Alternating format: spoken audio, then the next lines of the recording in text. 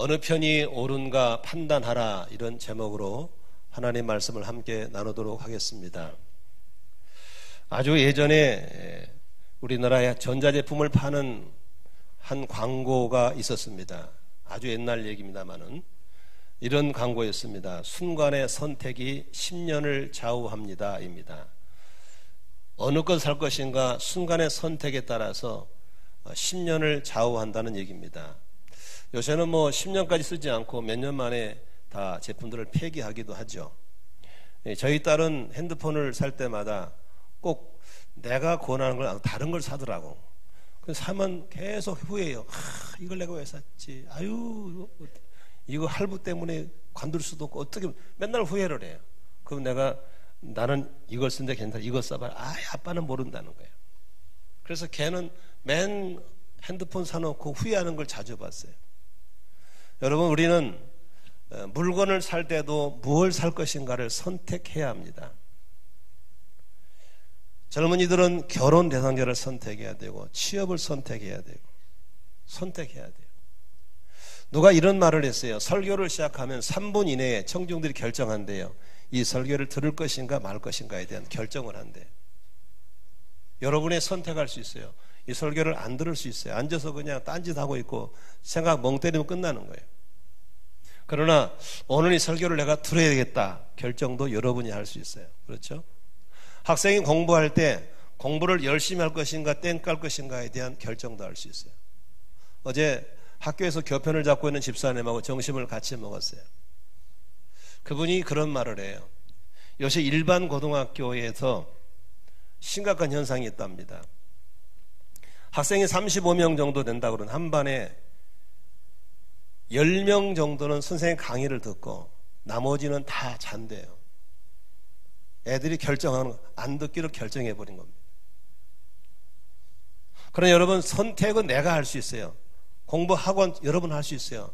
듣고 하는 여러분. 그러나 결과는 선택을 할 수가 없는 거예요. 공부를 안 하기를 결정해놓고 좋은 성적을 기다릴 수는 없는 거예요.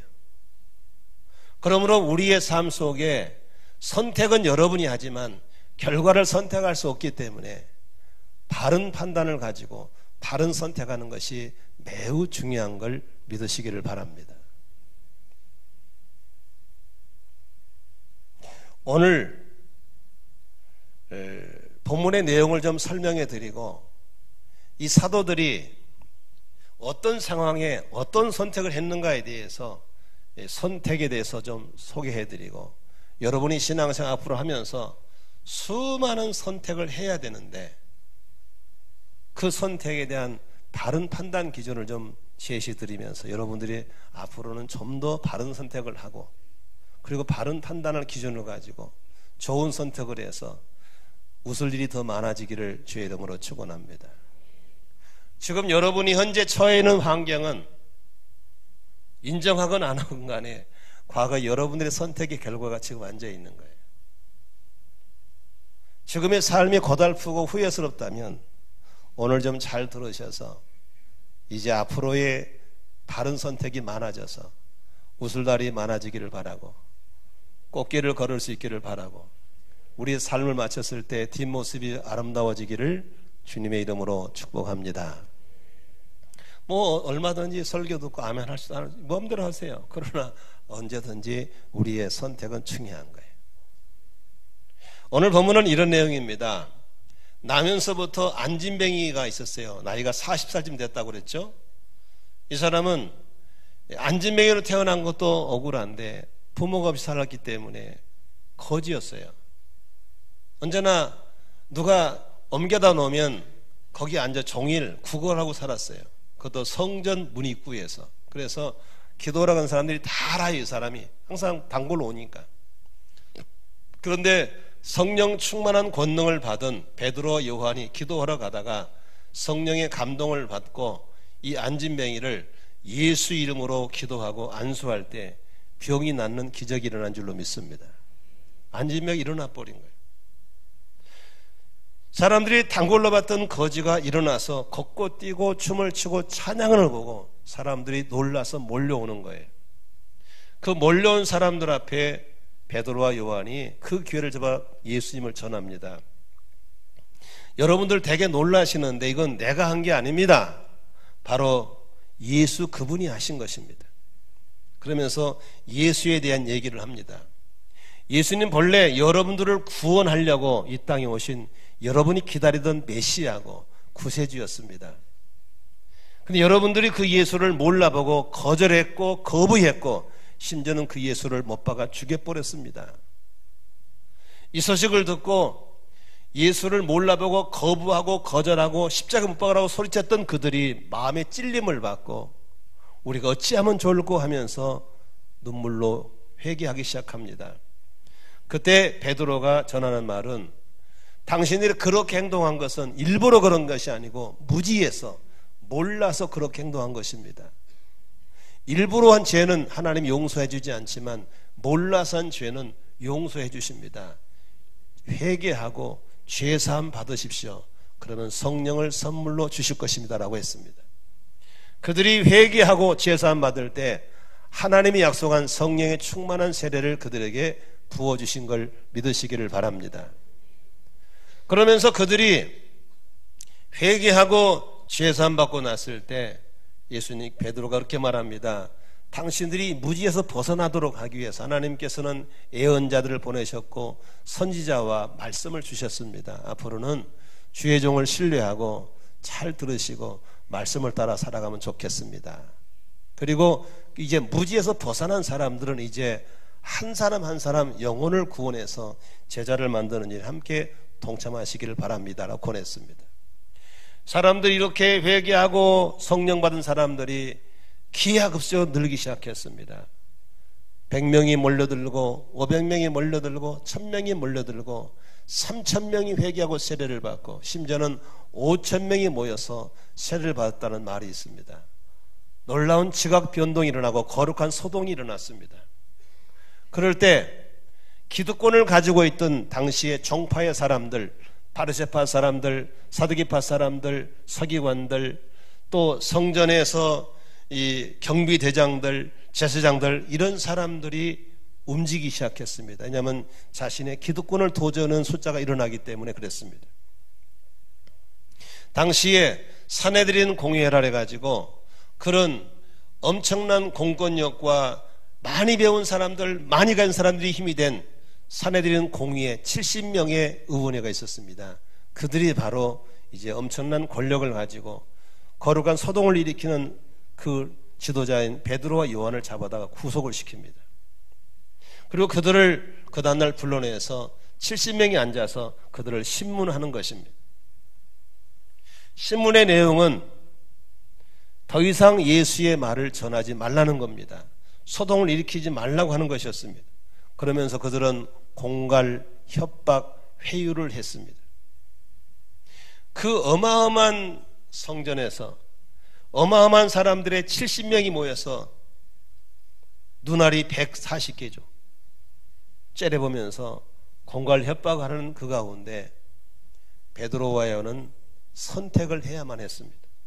그들의 말을 들을 것인지 하나님의 주신 사명의 말을 들을 것 선택을 해야만 했습니다. 그럴 때 베드로와 요한 사도들은 정확한 판단 기준을 가지고 정확하게 선택함으로 하늘의 복과 함께 계속 쓰임받고 미래가 열리는 놀라운 역사가 일어난 걸 볼 수 있는 것입니다. 오늘 여러분들은 수많은 선택의 기회가 찾아올 것입니다. 그리고 그동안의 수많은 선택의 과정을 거쳐서 지금 여기에 앉아 있는 것입니다. 오늘도 교회를 갈까 말까 하는 선택 속에서 오늘 가야지 하고 오신 분도 있을 겁니다. 어제도 장기결사에게 제가 전화를 했더니 그분이 하신 말씀이 갈까 말까 생각 중이에요. 지금 한 잔 먹고 있는데 술 깨면 가고 안 깨면 안 갈 거예요. 아침에 전화했더니 술이 안 깨, 전화기도 안 깨졌어. 술 먹으면 술도 전화도 같이 먹나 봐요. 전화를 안 받아요. 어떤 분들은 목사님 내일 올게요. 나름대로의 교회를 갈까 말까 선택도 여러분이 하시는 거죠. 수많은 선택들, 물건을 살까 말까, 이 사람하고 결혼할까 말까, 직장을 들어갈까 말까, 이 집을 살까 말까, 수많은 선택을 해야 되는 우리의 삶이에요. 근데 여러분들은 무엇을 기준으로 선택하는지 한번 돌아보면서 오늘 이런 공갈과 협박과 해유 앞에서 다른 선택을 하는 사도들의 선택의 기준을 보면서 오늘 다시 한번 여러분들에게 삶의 새로운 이정표를 세울 수 있기를 주님의 이름으로 축원합니다. 오늘 한번 이들의 상황을 같이 보면서 한번 말씀을 통해서 도전받도록 하겠습니다. 13절 14절 한번 같이 보도록 하겠습니다. 시작. 그들은 베드로와 요한이 본래 배운 것이 없는 보잘것없는 사람인 줄 알았는데 이렇게 담대하게 말하는 것을 보고 놀랐다. 그리고 그들은 이 두 사람이 예수와 함께 다녔다는 사실을 알았지만 병 고침 받은 사람이 그들 곁에 서 있는 것을 보고는 아무 트집도 잡을 수 없었다. 따라합시다. 아무 트집도 잡을 수 없었다. 여러분들, 경찰이 찾아온 이유는 왜 찾아와요? 검사가 찾아온 이유는 왜 찾아와요? 우리 트집 잡으려고 오는 거예요. 건수 잡으려고. 세무서 직원이 왜 찾아와요? 건수 잡으러 오는 거거든요. 이들이 불러놓고 심의한 이유가 뭐예요? 바로 이들을 향해서 법적인 권력의 제재를 가하려고 트집 잡으러 온 거거든요. 그런데 아무리 봐도 이 사람들이 트집을 잡을 게 없었어요. 왜 이 사람들을 잡았는가? 13절에 보니까 베드로와 요한은 본래 가방끈이 길어요, 짧아요? 가방끈이 짧은 사람이에요. 보잘것없는 사람이었어요. 왜? 바닷가에 고기 잡아먹고 사는 사람이었거든요. 그런데 이 사람이 설교를 너무 잘하는 거예요. 유창하게 하는 거예요. 아, 이 사람은 어디서 이걸 배워왔지? 그런데 14절에 보니까 맨날 성전을 오르낼 때 있었던 그 단골 거지 안진뱅이가 버젓이 나와가지고 말쑥하게 서서 걷기도 하고 손 들고 차장을 보고 이건 또 이게 뭐야 이거. 도대체 이 가방끈 짧은 어떻게 잘할 수 있지? 어떻게 안진뱅이 나와서 버젓이 정상적으로 서 있지? 해답이 뭐였어요? 바로 13절 하반절에 그들은 두 사람이 예수와 함께 다녔다는 사실을 알게 된 거예요. 그래서 예수님과 함께 다닐 때 예수로부터 영향력이 이 사람을 유창하게 만들고 예수로 받은 그 능력이 이 안진뱅이 나왔다는 사실을 알게 된 거예요. 그러니까 이들은 더 이상 트집을 잡을 수가 없는 것이죠. 여러분, 참 재미있는 것은 고린도서에 재미있는 말이 있어요. 1장 27절에 하나님께서는 지혜 있는 자들을 부끄럽게 하시려고 세상의 어리석은 것들을 택하셨고 강한 것들을 부끄럽게 하시려고 세상의 약한 것들을 택하셨습니다. 28절에 하나님께서는 세상에서 비천한 것들과 멸시받는 것을 택하셨으니 잘났다고 하는 것들을 없애시려고 아무것도 아닌 것들을 택하셨습니다. 이래야 아무도 하나님 앞에서는 자랑하지 못하게 하시려는 것입니다. 이렇게. 여러분, 재미있는 것은 하나님께 선택에 쓰임받은 사람들은 공부 잘하고 잘나고 똑똑하고 돈 많은 사람 선택한 게 아니라 약한 사람 들어다가 강한 사람 부끄럽게 만들고 비천한 사람 택하다가 귀한 사람 부끄럽게 만들게 하고 그래서 누구도 하나님 앞에서는 자랑하지 못하게 하시는 것이 하나님의 뜻인 걸 믿으시길 바랍니다. 재미있는 것은 우리나라에서 제일 좋은 대학이 서울의 S대학이라고 그러죠. 그런데 목사님들 중에서 S대학 출신 중에서 목회를 잘하신 분이 거의 없습니다. 안산에 교회 하나 하고 부산에 있는 광안리에 있는 교회 이런 한 2개 정도가 조금 그 S대학 나오신 분 중에서 목회를 잘하시고 크게 하셨지 대부분의 목회를 크게 못합니다. 그리고 유명한 하버드니 에일대니 프린스턴 대학 나오신 분들이 세상에 두각 있게 들어 쓰신 분이 별로 없어요. 왜 그럴까요? 하나님은 그런 분들을 쓰시게 될 때 사람들이 자기를 드러내 자기를 자랑하게 되는 거예요. 하나님이 쓰시는 사람은 그렇게 유명하지 않는 대학, 그렇게 돈을 많이 가지지 않는 사람들을 들어서 있는 사람들을 부끄럽게 하시는 걸 믿으시기를 바랍니다. 저희들은 70년대 성령의 불을 뜨겁게 받았습니다. 정말 그때는 하나님께서 진짜 할렐루야 7번만 외치면 다 불을 받는다 할 정도로 정말 하늘을 열고 불을 쏟아 부으셨습니다. 제가 청년 때에 김이라는 청년이 하나 있었습니다. 이 청년은 폐결핵 환자입니다. 폐가 하나가 없어요. 학력은 초등학교 나온 사람입니다. 직업은 목공소의 목공입니다. 목공 일을 하는데 체력이 너무 작아서 빼쩍 말랐어요. 그러니까 직장에서도 그렇게 인기 있을 수가 없죠. 몸이 약하니까, 폐가 없으니까.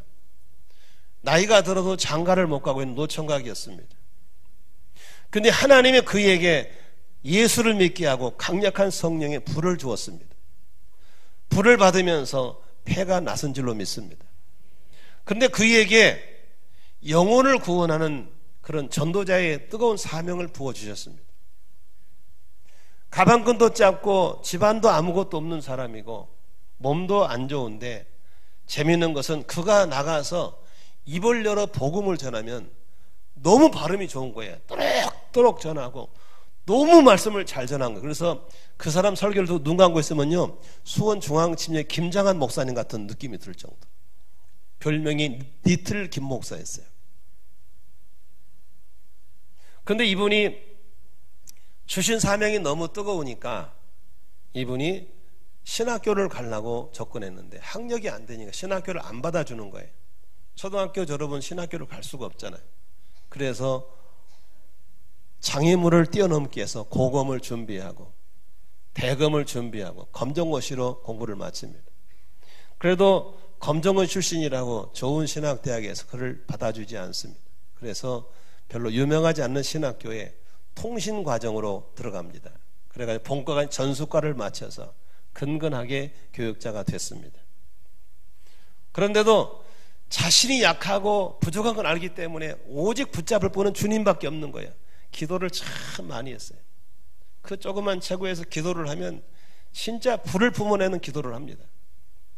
한번 우리 전도팀들이 그 당시에 명동 필동에 수도경비사령부가 있었어요. 거기에 가면 지하 유치장에 군인 제수들이 갇혀 있거든요. 거기로 우리가 매주마다 전도를 가는데 우리가 전도한다는 소식을 듣고 당시에 사령관에 있던 박세직 장군이 예배를 참석한다는 거예요. 그래서 우리 전도팀 중에서 그러면 그 사령관이 참석하는데 설교를 누가 할 거냐를 정할 때 우리가 만장일치로 그 리틀 김 목사를 하라고 했어요. 신학생을. 그럼 여러분, 사령관이 예배를 참석하니까 3스타가 오니까 2스타, 1스타 별들이 막 주르르 따라 들어온 거예요. 그래서 그 지하 유치장에 수십 명의 그 군인 범죄자들과 함께 사령관과 함께 뭐 장관, 뭐 영관급들, 뭐 교회 장로님들 많이 왔어요. 요만한 삐쩍 마르는 리틀 김이 단에 서서 말씀을 전하는데 진짜 눈 감고 있으면 김장한 목사 온 것 같아. 너무 잘한 거예요. 끝나고 나서 사령관실에 불러가서 사령관님 하는 말씀이, 야, 오늘 정말 은혜 받았습니다. 어떻게 설교를 잘하십니까? 누가 하신 거예요? 주님이 하신 걸 믿으시길 바랍니다. 부인할 수가 없는 거예요. 그런데 그 빼쩍 마르신 분이 그 어마어마한 여의도 순복음교회 살아남는 거예요. 백그라운드도 없고 학벌도 없고 아무것도 없어요. 오직 주님 붙잡고. 그래가지고 이제 발령이 났는데 제주도로 발령이 났어요. 그 교회는 부채가 많아서 전임자가 못 견디고 갔어요. 근데 아무도 안 가려는 교회를 그분이 간 거예요. 보내니까 가야죠. 가서 보니까 부채가 22억인데 감당할 수가 없는 거예요. 이자 내면 다 갚버리고 아무것도 못해. 도저히 그 교회 힘으로는 그 빚을 감당할 수가 없는 거예요. 그래서 전임자가 갚버린 거거든요. 그는 하나님께 기도하기 시작해. 하나님, 내 힘으로 어떻게 이 부채를 감당하고 이 교인들과 함께 교회를 세울 수 있습니까? 그러나 하나님은 하실 수 있습니다. 하나님은 하실 수 있습니다. 그는 기도하기로 선택해요. 그래서 피가 터지도록 날마다 울면서 기도해요. 하나님 살려주십시오. 하나님 빚 좀 갚아주십시오. 사람 보기는 많지만 하나님 앞에는 이거 아무것도 아니지 않습니까? 막 아무런 길도 없고 방법도 없는데 오직 하나님만 붙잡고. 근데 하나님께서 어느 날 응답을 주시더래요. 이 정도를 갚을 만한 목사는 세계에서 제일 큰 교회 목사가 희망이 있다. 제일 큰 교회 누구겠어요? 여의도 순복음교회. 그분을 찾아가라. 근데 그분한테 편지를 보내니까 편지가 전달되나요? 비서가 다 검열해가지고 그런 건 다 빼버리지. 아무리 보내도 답이 없는 거예요. 또 하나님 깨닫게 한 거예요. 직접 갖다 드려라. 그래가 편지를 써가지고 여의도 가서 조 목사님 지나가는 길목에 서가지고 호주머니 넣어줍니다. 조 목사님 편지를 봤어요. 처음에는 이런 편지가 하도 자주 오니까 가볍게 넘겼는데 나 기도하니까 하나님이 조 목사님 생각이 나게 만들어준 거예요. 할렐루야. 주님이 자꾸 부담을 주는 거야. 조 목사님 기도만 하려면 그 생각이 나고 하나님이 역사하시니까. 그래서 당회를 열어서 갚자고 그러니까 장로들이 이런 자에 거절합니다. 목사님 안 됩니다. 이런 부탁이 한두 군데 오는 데 아닙니다. 우리는 우리 교회 할 일 안 됩니다.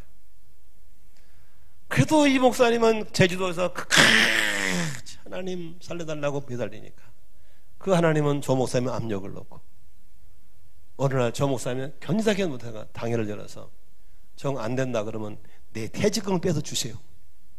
그래 조용히 무슨 퇴직금 빼다가 갚아버렸어. 할렐루야. 그래가지고 없애버렸어. 그러니까 교회가 부채가 없어지니까 막 교회가 힘을 내는 거예요. 자기의 부족함을 알기 때문에 눈물로 늘 기도하는 거예요. 기도. 제가 몇 년 전에 그 교회 집회를 갔거든요. 나 기도를 많이 하니까 지금도 조금 하고 지금도 삐쩍 말랐어요. 성도들이 다 존경을 하고 목사님의 그림자도 안 밟으려고 그래요. 믿으시면 아멘 하십시오. 하나님이 하시는 일은 아름답습니다. 하나님이 하시는 일은 누구도 트집을 잡을 수 없게 된 것을 믿으시기를 바랍니다.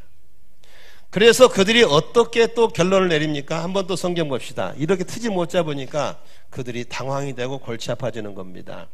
자, 15절부터 읽겠습니다. 15절부터 자 18절까지 같이 읽습니다. 시작.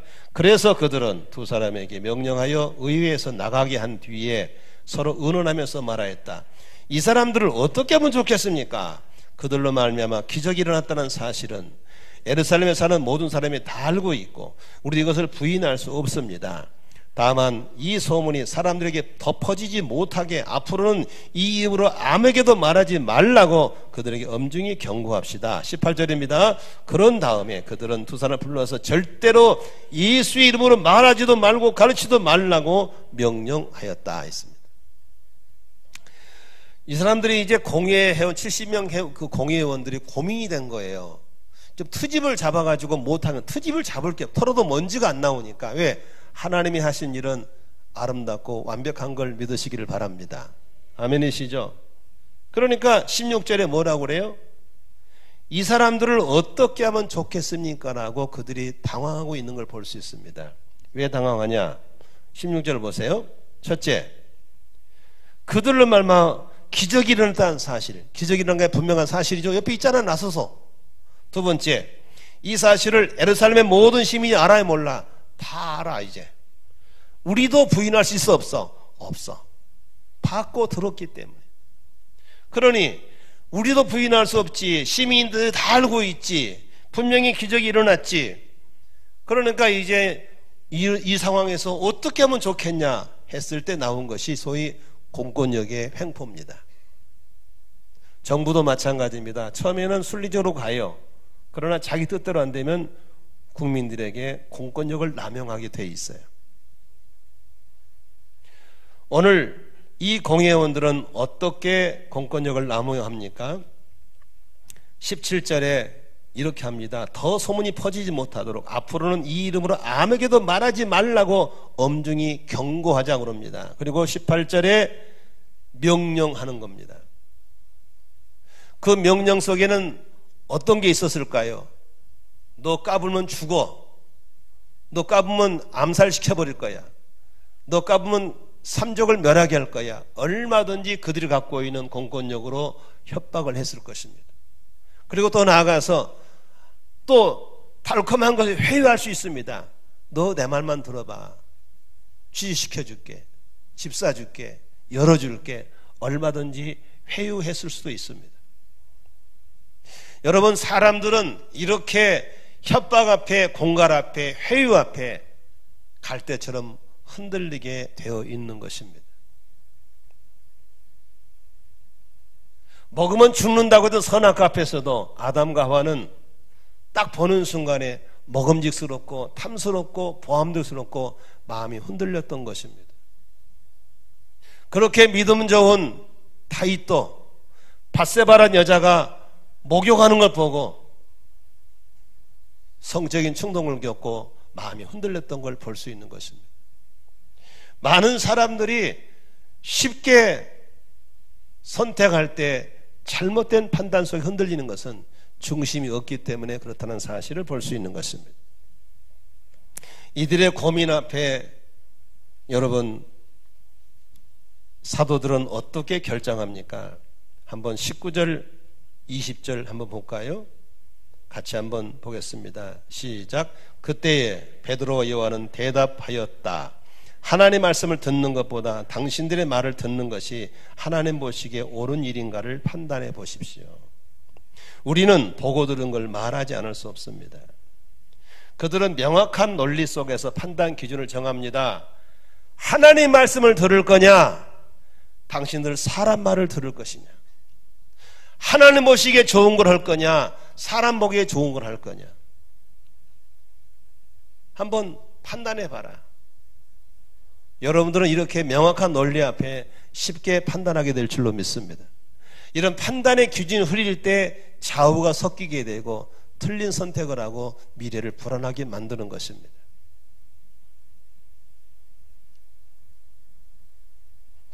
저는 이 설교를 준비하면서 저도 우리 교회를 30년 동안 섬겨오면서 제 목회 40년 동안 섬겨오면서 수많은 선택을 해야만 했습니다. 몇 년 전까지 저희 교회도 많은 부채가 있었습니다. 매달 나오는 헌금으로 부채 이자를 내고 나면 목회에 본질이 없었습니다. 사람을 키우고 선교하고 구제할 일이 허벅거렸어요. 어느 날 이건 아니다라는 생각이 들었습니다. 그래서 기도 가운데 주차장을 반을 팝시다. 우리가 좁게 살도록 뒤에 교육관 건물을 팝시다 라는 제안을 했습니다. 이걸 결정할 장로님들의 의견이 나눠졌습니다. 부채를 줄이는 건 좋지만 다 없애지 말고 반만 줄입시다. 반은 놔둡시다. 어떤 분들은 그냥 있는 그대로 밀고 나가고 우리가 현금을 보유하고 있으니까 이자 내가면서 갑시다. 어떤 분들은 좋습니다. 다 팔고 갑시다. 여러 가지 의견이 있었습니다. 그러나 언제든지 그런 의견 속에서 지도자의 결정은 매우 중요한 것입니다. 금식하면서 철회하면서 기도하면서 계속 이렇게 환경을 볼 것이냐, 미래를 볼 것이냐, 본질을 볼 것이냐, 비본질을 볼 것이냐, 이런 판단 기준을 가지고 선택해야만 했습니다. 저에게는 이런 생각이 들었습니다. 제가 이 도시의 지도자로 알려져 있기 때문에 우리 교회가 하고 있는 일거수일투족을 안산의 기독교가 다 보는 겁니다. 주차장을 팔고 교육관을 팔고 나가면 틀림없이 소문이 어떻게 나겠습니까? 아유, 저 교회 되게 어려운가 보다. 교회가 쪼그러드네. 뭘 말을 들을 수 있겠죠. 그 말에 듣기 싫어서 끙끙 앓고 밀고 나갈 것이냐. 그러나 저는 하나님께서 주시는 마음이 있었습니다. 저의 목회의 미래입니다. 하나님이 섰을 때 무슨 말을 들을 것인가? 사람들이 뭘 할까봐 두려워서 끙끙 앓고 갈 것인지, 아니면 내 목회의 본질, 교회의 본질을 찾기 위해서 과감하게 팔고 부채를 줄이고 갈 것인지에 대한 결론이었습니다. 저는 단호하게 결정했습니다. 교회는 교회다워야 된다. 교회는 교회의 본질을 추구해야 된다. 영혼을 구원하고 제자를 만드는 일을 해야 된다. 그걸 방해하는 거라면 쪽팔리더라도 창피하게 사람들이 무슨 말을 하더라도 나는 그 일을 가야 되겠다는 마음의 중심에 섰습니다. 장로님들도 고민하며 기도할 때 장로님들 한 분 한 분 개인적으로 만났습니다. 그리고 제 중심을 말씀드리고 장로님들에게 양해와 협력을 부탁했습니다. 우리 장로님들이 대부분이 다 그렇게 하자고 동의를 하고 교인들에게 설명하고 성도들과 함께 결정해서 주차장 반을 팔았습니다. 교육관 350평 건물을 팔았습니다.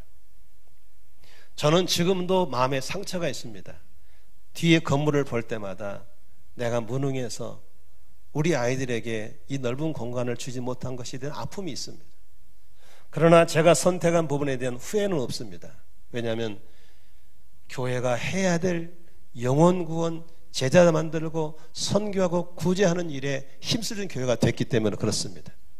지금 하하호호 울고 있는 성도들 볼 때마다 참 그때 우리 장로님과 함께 선택을 잘했구나, 판단을 잘했구나는 말을 늘 할 수밖에 없는 것입니다.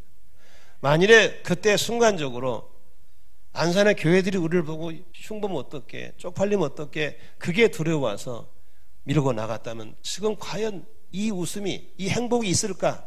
꿈도 꿀 수 없는 상황입니다. 여러분, 이와 같이 우리의 삶 속에 끊임없이 판단을 통해서 선택해야 할 일이 많이 있는 것입니다. 사도들은 뭘 기준으로 판단했습니까? 하나님 보시기에 옳으냐, 사람 보시기에 옳으냐, 하나님의 음성을 들을 거냐, 사람의 음성을 들을 것이냐, 이게 바로 그들의 판단의 기준이었습니다. 너무나 많은 사람들이 하나님보다 사람을 택하고 있고 너무 안타까운 거예요. 제가 좋아하는 성경 구절 가운데 여러분, 고린도 후서 4장 18절입니다. 418 좀 기억해 주십시오. 우리는 보이는 것을 바라보는 것이 아니라 보이지 않는 것을 바라봅니다. 한번 따라합시다. 보이는 것은 잠깐이지만 보이지 않는 것은 영원하기 때문입니다. 그렇습니다. 여기 보세요. 수많은 사람들은 순간을 잡기 위해서 영원한 걸 포기하는 사람이 있습니다. 그런 어떤 사람들은 영원한 걸 잡기 위해서 순간순간을 포기하는 사람이 있습니다. 우리는 3생을 사는 겁니다. 1생은 엄마 뱃속에서 10달 동안, 2생은 이 땅에서 70년, 80년 살다 갑니다. 그러나 여기서 선택에 따라서 3생은 영원한 천국에 살 것인지 영원한 지옥가로 살 것인지 결론이 나는 겁니다. 너무나 많은 사람들이 순간을 놓치지 못하고 영원한 걸 포기해버립니다. 누가 있죠? 다윗입니다. 그렇게 대단한 다윗도 여자 목욕왕 보고 성적인 충동을 못 이겨서 권력을 남용해서 부하의, 충성스러운 부하의 부인을 잡아다가 간음을 하고 그걸 합리화시키기 위해서 살인을 저지르고 거짓말을 하고 남의 이웃의 아내를 내 아내로 만들어내는 그러한 일을 합니다. 순간의 판단을 잘못해서. 그래서 다윗은 그 이후에 평생을 울면서, 평생을 후회하면서 내가 미쳤지 하면서 살다가는 게 다윗이었습니다. 그러나 요셉은 순간의 유혹이 얼마나 많은지 모릅니다. 순간에 권력을 남용할 기회도 많이 있었습니다. 그러나 그때마다 요셉은 더 나은 미래를 향해서 순간순간을 이겨나갑니다. 그래서 요셉은 두고두고 그때 참 잘했지, 그때 참 결정을 잘했지 하면서 평생 감사하며 사는 사람이 요셉인 걸 믿으시기를 바랍니다. 여러분, 선택 잘 하셔야 됩니다. 아멘이시죠? 선택이 중요한 거예요.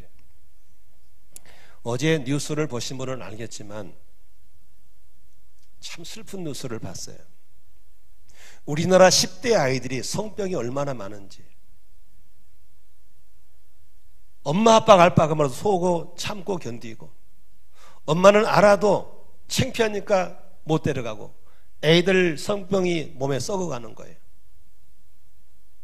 몇 년 사이에 10대 성병이 33%가 늘어버렸어요.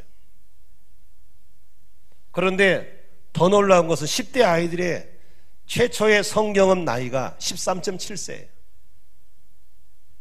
우리나라 10대 5.7%가 10대 때 성경험을 해요. 우리 아이는 아닐 거야.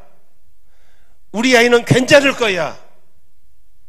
그러는 사이에 우리 아이들은 순간의 성적인 욕을 못 이겨서 미래를 포기하고 사는 거예요. 잘못된 성경험 때문에 평생 행복한 성생활을 못하는 거예요. 행복한 부부생활을 못하는 거예요. 음란이 IT를 통해서 깊숙이 들어와서 애들을 잡아 죽여도 부모들은 모르는 거예요. 돈 만지면 잘 크겠지, 옷 사주면 잘 크겠지, 핸드폰 사주면 조용하겠지. 그 산부인과 전문가 의사가 그래요. 이 심각한 현실을 부모도 모르고 나라도 모른다는 거예요. 우리는 지금 너무나도 현란한 삶을 살고 있는 거예요. 그 순간을 위해서 영혼을 포기해버린 거예요. 그러나 믿음의 사람, 영원한 세계를 아는 사람은 그 영원한 걸 위해서 절대로 순간을 포기하지 않는 걸 믿으시기를 바랍니다.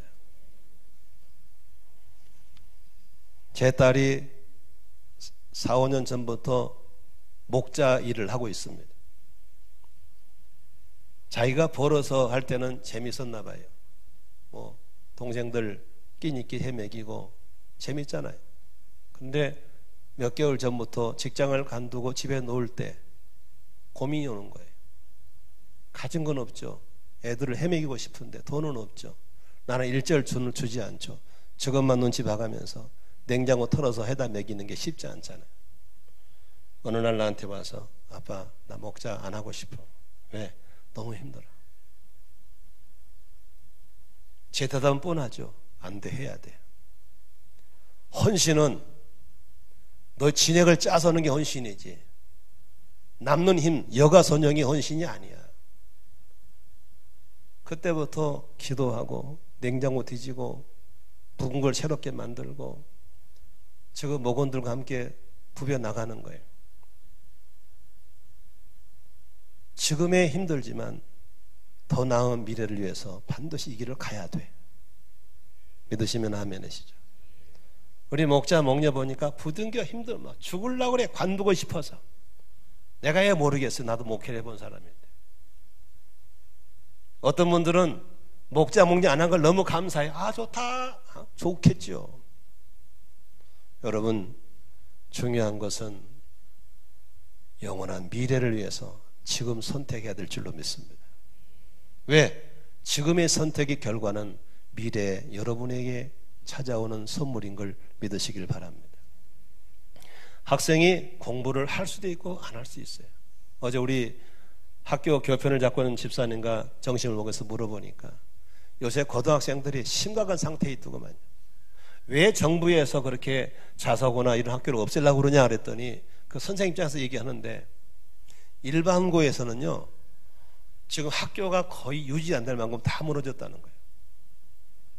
한 반에 35명쯤 되는데 선생님들 말 들으면 10명 정도는 수업을 듣고 25명 다 자버린대. 아예 딱 선생님 들으면 그냥 처박힌대요. 선생님들 깨울 생각도 안 한대요. 공부를 안 하는 거예요. 그냥 아예 끝나버린 거예요. 안산에서 1등한 아이가 서울의 삼류대학을 못 들어가는 거예요. 아이들이 미래를 향해서 지금의 바른 선택을 해야 되는데 안 하는 거예요. 사랑하는 성도 여러분, 더 나은 미래를 원하시면 한번 아멘 해보세요. 미래에 웃을 일 있기를 원하시면 아멘 하세요. 선택 잘 하셔야 됩니다. 아멘이죠? 순간의 선택이 중요한 거예요. 그 순간을 잡으려고 영원한 걸 포기하지 마시고 그 영원한 걸 위해서 순간순간 바른 선택할 수 있기를 주의 이름으로 축원합니다.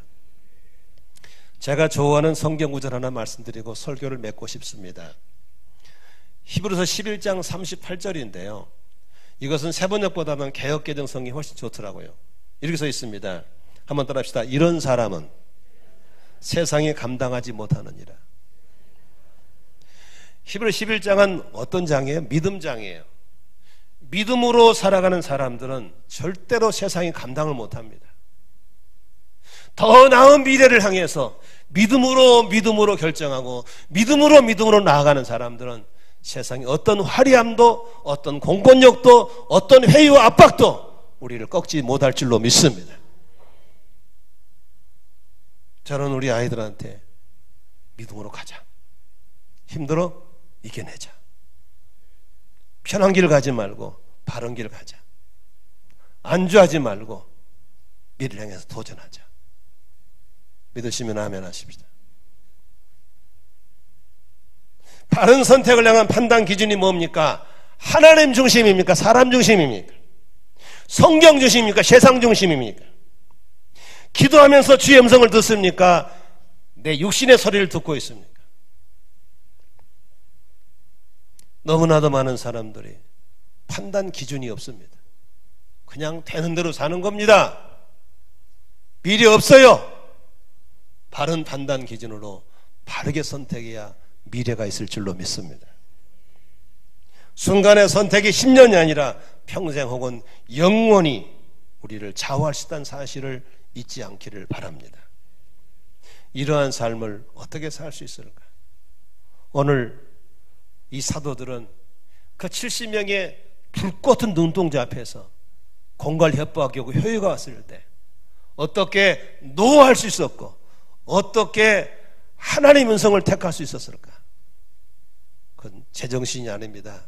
성령님의 충만할 때만 가능할 줄로 믿습니다. 여러분 성령에 충만하시기를 바랍니다. 저는 수많은 목회자들이 넘어지고 쓰러진 걸 봅니다. 저는 욕하지 않습니다. 그렇다고 그들을 인정하지도 않습니다. 나도 그렇게 될 수가 있기 때문에 그렇습니다. 저는 그래서 한순간이라도 성령의 충만하면 깨어날까 봐 늘 조심스럽게 은혜를 사모합니다. 여기에 장로님, 권사님, 집사님 여러분들, 목자, 목녀, 교사 여러분들 더 나은 미래를 원한다면 나를 믿지 마시고 성령의 충만함 받으시기를 바랍니다. 내가 그렇게 하는 게 아닙니다.